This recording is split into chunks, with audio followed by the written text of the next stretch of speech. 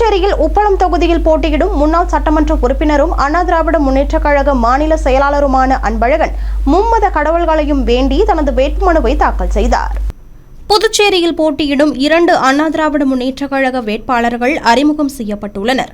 அதன்படி உப்பளம் தொகுதியில் முன்னாள் சட்டமன்ற உறுப்பினர் அன்பழகன், உருளையன்பேட்டை தொகுதியில் முன்னாள் துணை செயலாளர் காந்தியும் போட்டியிடுகின்றனர்.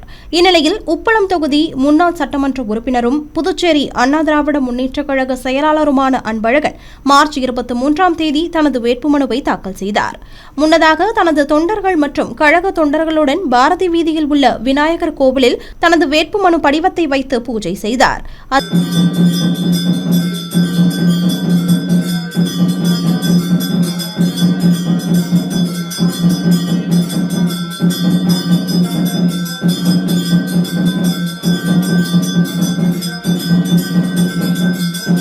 அதனைத் தொடர்ந்து ரயில் நிலையம் எதிரே உள்ள இருதய ஆண்டவர் ஆலயத்திற்கு சென்ற அவர் அங்கிருந்த பாதிரியாருடன் ஜெபம் செய்த பின்னர் அங்கிருந்து முல்லா வீதி சென்று அங்குள்ள மசூதியில் தனது விண்ணப்ப படிவத்தை வைத்து பிரார்த்தனை மேற்கொண்டார். கேட்டாங்க, உங்க வாயால ஒரு வார்த்தை சொல்லுங்க கேட்டாங்க. வெற்றி பெற்றவங்களுக்கு தான் வாழ்த்து சொல்லுவாங்க. அதனால அந்த வாழ்த்து தான் முதல்ல அவருக்கு தெரிவித்தேன். அவர் எனக்கு இன்னைக்கு நேற்று அறிமுகமானவர் இல்லை, ரொம்ப காலத்துக்கு முன்பாகவே நல்ல நண்பர், நல்ல உதவி செய்யக்கூடிய, உடனடியாக வரக்கூடிய ஒரு சேவையாளர். அந்த விதத்தில் ஒரு தனிப்பட்ட விதமான ஒரு உறவும் ஒரு தொடர்பும் எனக்கு உண்டு என்ற வகையிலேயும் எனக்கு இந்த நேரத்தில் இது ஒரு கடமையாக நான் நினைச்சு அவருக்காக சிறப்பாக நான் ஜெபிக்கிறேன். கழகத்தினுடைய பொதுச் செயலாளர், தமிழகத்தின் முன்னாள் முதலமைச்சர், ஆற்றல் மிக்க எதிர்க்கட்சி தலைவர், புரட்சி தமிழர் மாண்புமிகு எடப்பாடியார் அவர்களுடைய ஆணையின் பேரில் நடைபெற இருக்கக்கூடிய இந்த சட்டமன்ற தேர்தலில் தேசிய ஜனநாயக கூட்டணியின் சார்பாக போட்டியிடும் பிஜேபி, என்ஆர் காங்கிரஸ், அனைத்து இந்திய அண்ணா திராவிட முன்னேற்ற கழக கூட்டணியில் 2 சட்டமன்ற தொகுதிகள் அனைத்து இந்திய அண்ணா திராவிட முன்னேற்ற கழகத்திற்கு ஒதுக்கப்பட்டது. நான் இன்றைய தினம் 6வது முறையாக உப்பளம் சட்டமன்ற தொகுதியில் போட்டியிடுவதற்கு கழகத்தினுடைய பொதுச்செயலாளர் அவர்கள் எனக்கு வாய்ப்பளித்திருக்கிறார். அதன் அடிப்படையில் மனு தாக்கல் செய்துவிட்டு வெளியே வந்திருக்கின்றோம்.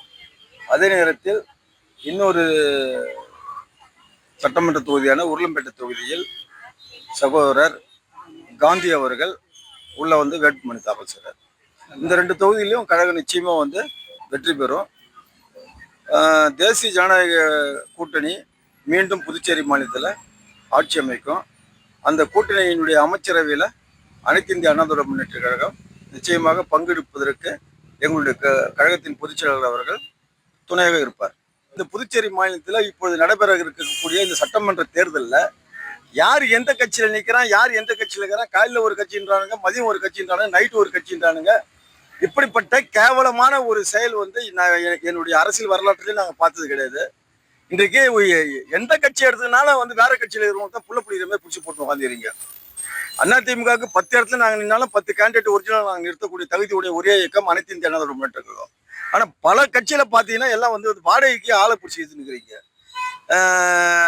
ஒரு சிலர் கூட ஒரு கட்சியில இருந்து தன்னை வளர்த்து கொண்டு மக்கள் மத்தியில் கொஞ்சம் பிரபலமாக ஆன உடனே வேற கட்சியில போய் சீட்டு வாங்குவதும், அந்த வேற கட்சியினுடைய தலைவர் அவங்கள பிடிச்சி ஈர்த்து அவங்க கட்சி இருக்கிற தொண்டர்களை ஏமாற்றிட்டு இந்த மாதிரி கொஞ்சம் மற்ற கட்சியில யார் யார் பிரபலமாகறாங்கன்னு சொல்லிட்டு அவங்கள பார்த்து சீட்டு கொடுக்குறதும் இதெல்லாம் மக்கள் உன்னிப்பா கவனிக்கணும்.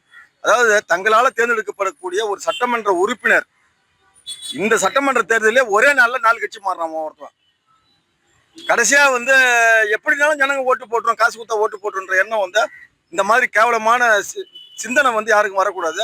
மக்கள் இப்படிப்பட்ட நபர்களுக்கு சரியான பாடத்தை போட்டோம். அது யாரும் இருந்தாலும் சரிதான், எந்த கட்சியில இருந்தாலும் சரிதான். மக்கள் தங்களால் தேர்ந்தெடுக்கப்படக்கூடிய ஒரு சட்டமன்ற உறுப்பினர் அவர் தகுதியானவரா, அவர் கொள்கை பிடிப்பு உள்ளவரா, அவர் பொதுநலம் மிக்கவரா, அவர் ஏழை எளிய மக்களுக்கு உதவி செய்யக்கூடியவரா என்பதை தான் பார்க்கணும். சுயநலம் மிக்கவங்களுக்கு போய் ஓட்டு போடுறது அர்த்தம் இல்லாதது.